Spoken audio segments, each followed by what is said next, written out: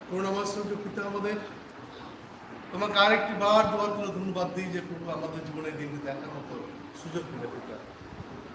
ও পিতা, তোমার প্রেমের আহ্বানে আহত হয়ে আমরা যে কজন সন্তান সন্ততি তোমার কাছে এসেছি প্রভু, আমরা যে ব্যথা নিয়ে এসেছি, আমরা যে প্রার্থনা নিয়ে এসেছি প্রভু, তা তুমি জানো, কারণ তুমি অন্তর্যামী পিতা এবং তুমি আমাদের আব্বা পিতা। সেই জন্য সন্তানদের কাছে সন্তানদের কিছু চাওয়ার আগেই তা তুমি দিয়ে দেবো।